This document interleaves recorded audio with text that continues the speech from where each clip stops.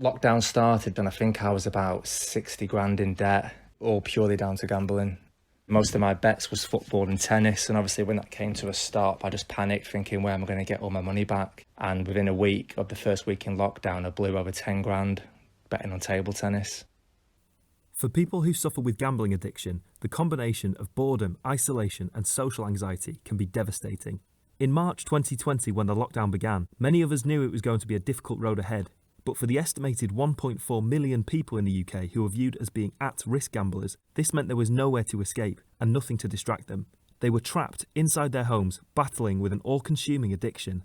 Ray Gritt, a graphic designer from Blackpool, is one of them. I was made furlough at work as well, so the income was a bit down and I had all this debt problems. So I just had to come out with it, otherwise I know for a fact I would have probably killed myself. I do think the adverts got a massive part to play. There's just no escape from it at all. Could it be better? With seismic offers like this, it could. The Ladbrokes now gives you odds boost. FoxyBingo.com, where it's Foxy time all the time. Sky Bet, that's betting better. The Gambling Commission, which is the industry regulator, recognised that these intense conditions of the lockdown could be extremely harmful for those most at risk. So from the 7th of May to the 5th of June, betting companies agreed to remove all adverts from TV and radio, or to broadcast messages about responsible gambling. I get hit with lots and lots of adverts, which I don't want to see as a recovering gambling addict. That's Chris Gillam. He hosts a podcast called All Bets Are Off, which addresses some of the main issues with the industry and supports people recovering from addiction. So they were supposed to ban these things, absolutely, or give their advertising space over to charities, all that kind of stuff. Actually, in my mind, what they did was continue to advertise their companies. Betfair has created some online tools. Get reminders after a certain amount of time playing and take breaks. Here at Ladbrokes, we want you to stay in control of how you bet and play. And think again. When the fun stops, stop. When the fun stops, stop. When the fun stops is when you're unable to stop. The messaging they give is wrong. It's always based upon the accountability of the person who's gambling. So do you know you can set deposit limits? As an addict, I can't do that. What's more, the ban didn't extend to online gambling, where most of the advertising is being funneled. Of the £14 billion generated between 2018 to 19, £5.5 billion came from online gambling. Since March 2014, remote gambling has increased by 146%, or £3.2 billion. The landscape of online betting has developed rapidly, and there's a growing trend towards fast, repetitive products. The speed of these things and the way they're designed is very, very dangerous. They're different to what they used to be, because now it's like they'll take your money as often as they can. So it's horse racing, it's dogs, it's virtual dogs. There's the lotto type stuff, and then you've got the fixed odds betting terminals as well. So the gambling industry has got to something which is now just fast. The faster the better for them. But actually that's terrible for people who are vulnerable. I contacted the Gambling Commission to ask whether they thought they'd done enough to protect the most at-risk gamblers over lockdown. They refused my request for an interview, but they sent through the following statement. In May, we issued strengthened guidance for online operators to ensure that consumers are further protected, following new evidence that showed some gamblers may be at greater risk of harm during lockdown. Included in the guidance is the need for affordability checks, prevention of reverse withdrawals, and restrictions on bonus offers. They also instructed that operators had to check in on any players that had gambled for over an hour.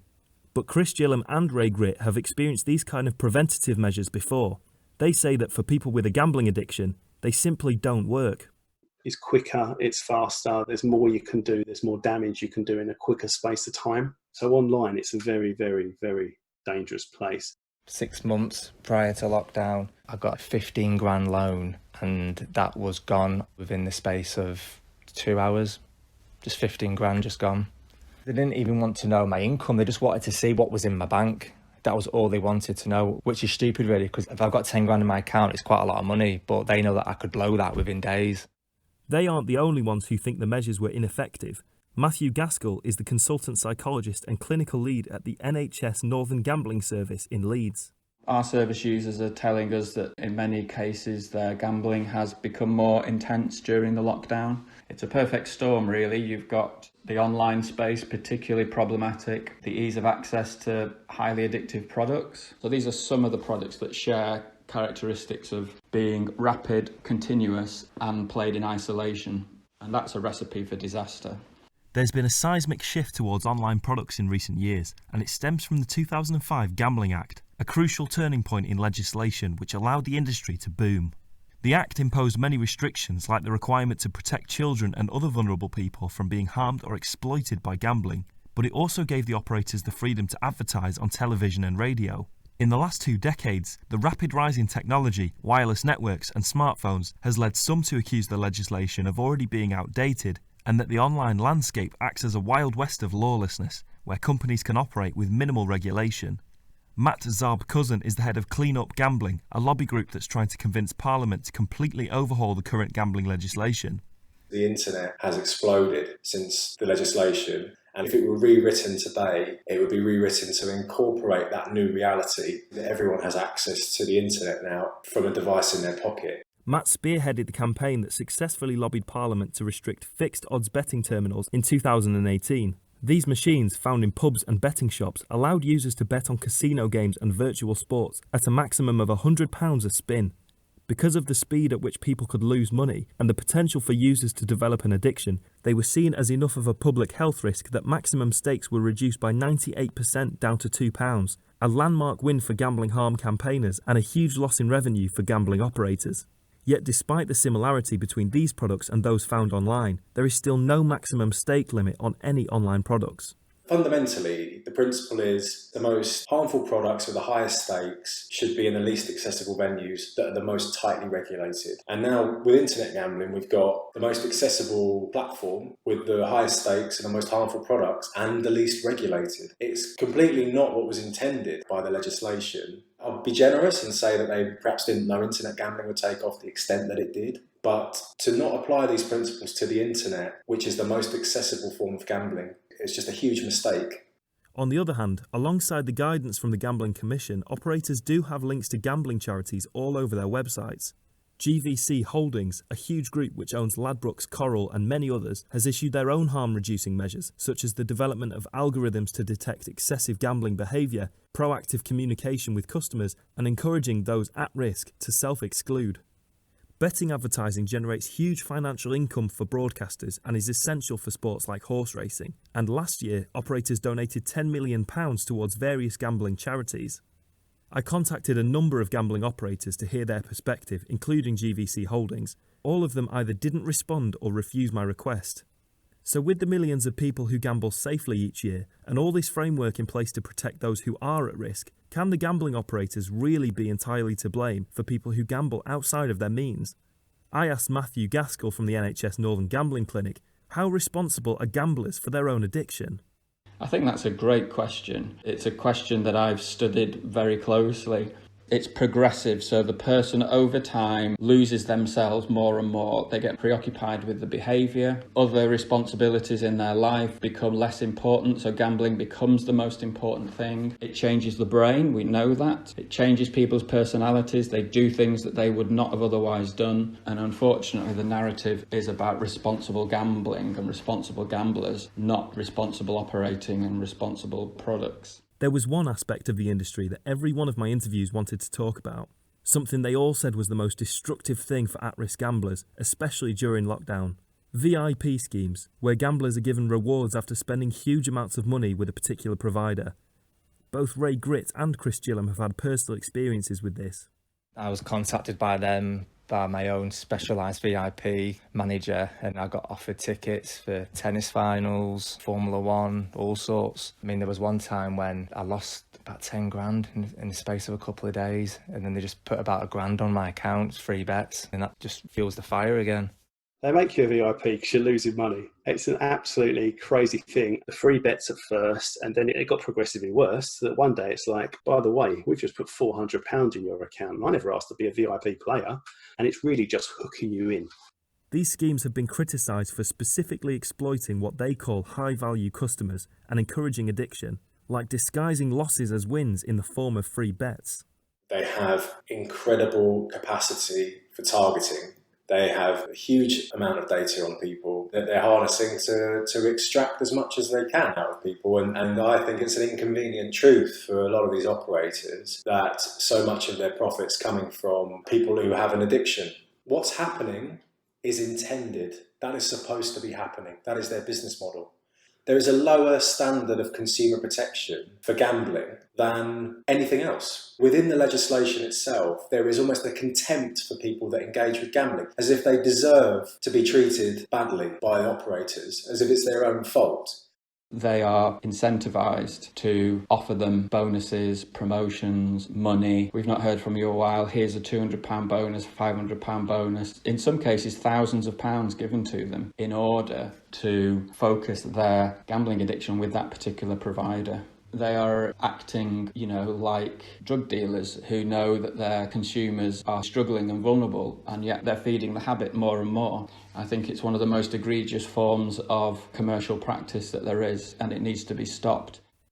But the government has been listening, with some notable MPs like Labour's Carolyn Harris being strong advocates of gambling reform. As a result, Parliament has agreed to an upcoming review of the Gambling Act, which has been repeatedly delayed due to the coronavirus. Many are speculating that there'll be a complete overhaul of the legislation, including maximum stakes for online products, curbs on advertising, and potentially even a brand new regulator to replace the Gambling Commission. There's a massive public consensus now that's building for reform, and the government's aware of that. We're not anti-gambling, we're not anti a gambling industry or online gambling, but we're pro-gambler. We're pro people being protected when they gamble. I do think that there needs to be another body, maybe an ombudsman, for delivering treatment and research. It can't just be this kind of ad hoc arrangement of the Gambling Commission trying to do everything and not doing anything very well. We live in a capitalist system, and this is the reality, that if you want these companies to enact policies that are against their commercial interests, then you need regulation. Matthew Gaskill is also calling for the recognition of gambling as a matter of public health. Operators must make a financial contribution to the research, prevention and treatment of gambling harm each year, but they currently have control over how much money they give. So a lot of the research in this area is industry funded, and it has a very narrow focus, for example, which reflects their interests. They've got a right to exist, but they don't have the right to set the agenda for research. That should be elsewhere, and for good reason. So yes, people should gamble, but they shouldn't be allowed to lose what they can't afford to lose. That seems to me to be a very easy thing and something where there's a lot of public backing. But of course the industry oppose this, which I think is interesting. They always aggressively oppose the things that we know would actually make a difference to people's lives. With the damage that has been done already, and with new local lockdown measures now being introduced in October 2020, perhaps it's vital that a review of the Gambling Act takes place sooner rather than later. When people are desperate, when people have got time on their hands, when people are bored, when people are worried in this particular time in COVID, my real concern is people will kill themselves because they've been offered a free bet during lockdown. People who may never have gambled before in their lives. That's a genuine concern of mine. There are so many people out there who've got through that, thank God, haven't ended their life. They might have tried to and it didn't work, or they were so near to do it and something clicked in them and it didn't happen. I just know that there's thousands of people that were in my situation a few months ago and they're going through what I've gone through, and it's just a horrible addiction, and it's a silent addiction as well. Like with an alcoholic or a drug addict, you can tell, but with a gambler, you can't tell. So it's like a silent killer, really. But at the same time, I'm in a fortunate position where I've still got everything. I mean, there's so many people that have either killed themselves or they've lost their partners, they've lost their house, and I'm very, very fortunate. If you know anyone who's been affected by any of the issues raised in this documentary, please contact the NHS, Samaritans or mind.org.uk for suicide support. And support with gambling addiction, contact GamCare, Gamble Aware, or search for Chris Gillam's All Bets Are Off podcast or Twitter account.